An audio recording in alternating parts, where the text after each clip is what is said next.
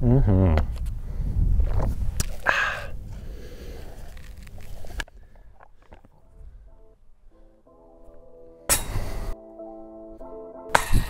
are two of the worst feelings in disc golf, and they've been happening a lot to me recently.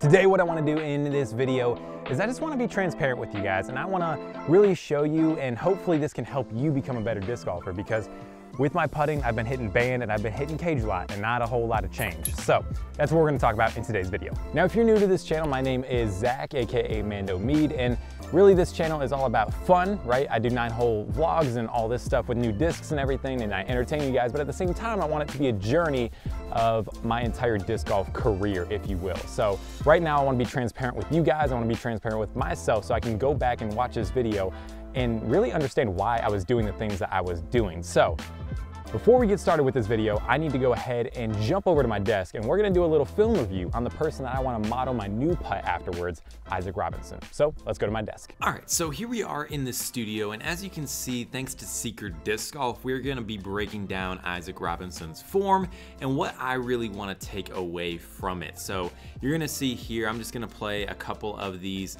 We have a 15-foot putt and we have a 25-foot putt. And the thing to remember is nothing is changing at all. It is just a little bit more flick action, if that makes sense, all right? So I'm gonna go back here to the 15-footer, and you're gonna see that the 15-foot putt and the 25-foot putt is the exact same thing. And I mean, honestly, it goes up to 45 feet and 55 feet here, and it's really the same motion, same thing. It's just a little bit added of a stepper, AKA, you know, you're using your lower body to really get that putt to the basket. Now, focusing on 15 feet, what I was doing is I was pushing it, but if you guys pay attention right here, I want you to take a look at this top left part right here.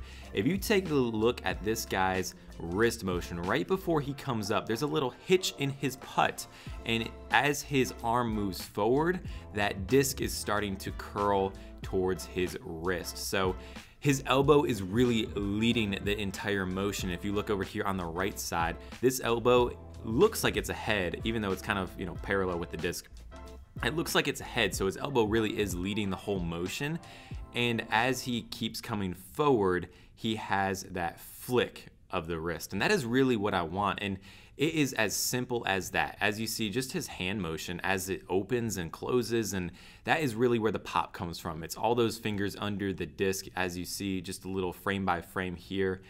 It is just gonna pop out of his hands like that, and it's just a nice little simple spin putt hyzer, and that's really what I wanna model my putt afterwards. So what we're gonna do is we're gonna go to 25 feet, and you're gonna notice that nothing changes. Maybe his lower leg gets a little bit more involved, but as his, you know, motion comes up, still has that hitch, elbow leaning forward and really just, you know, leading forward with the entire motion of his putt, and that flick of the wrist is going to, you know, really provide that spin and that pop, as well as his fingers, and he's just going to follow through. So it's as simple as that. He makes it look insanely easy, and that is what we are going to try and do today's video. So let's go to the field and let's try and, you know, perfect this.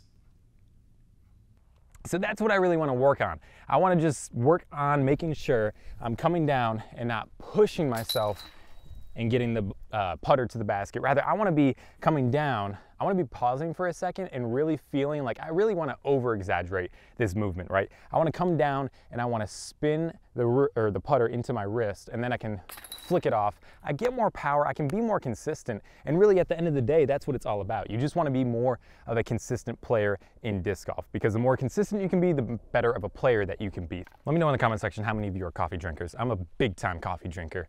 So what I want to do now is I want to do 4 putts, because that's my silencer putt, because I'm in a neighborhood and I don't want to be that guy. So I have 4 putts here, and I want to do 4 putts with my old form, and really just, I can go back and see how bad it really was, and then I'm going to do 4 putts with my new form. I'm going to review the footage here, and then I'm going to make that change. So we're going to go 4 with our old form, which is absolutely ugly. I kind of push myself forward, and I would always hit basket, band. It just was not a consistent thing. It was pretty bad.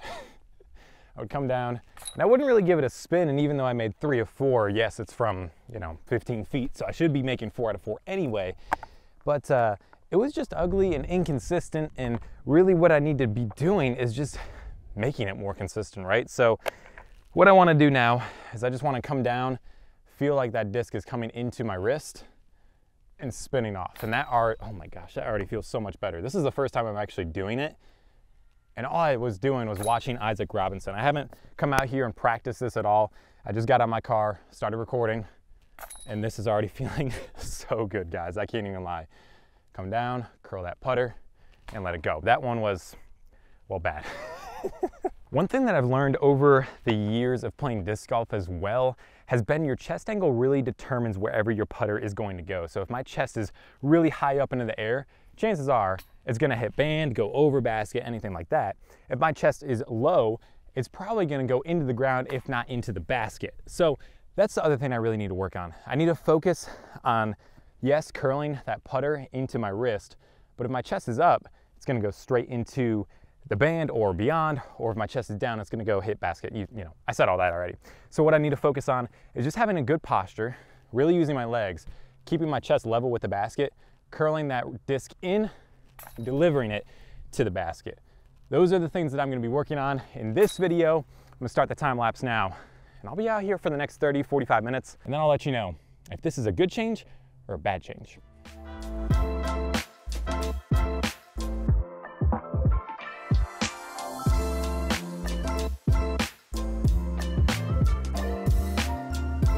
So I've been out here for the past hour or so, and I can confidently say I am so glad that I changed my form.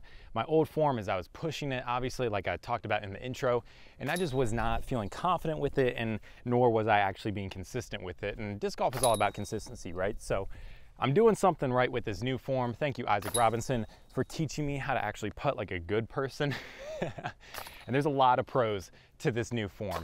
One being, you know, I'm more consistent. The only con that I'm seeing so far is if there's a big gust of wind and you have any type of angle on your disc. For example, if you have a right to left wind and I'm putting with crazy extreme hyzer like this, that wind is gonna take it and you're gonna have more of a, you know, 15, 20 footer comebacker when you were just putting from 10 to 15 feet in the first place. So that's really the only con that I'm seeing with this form.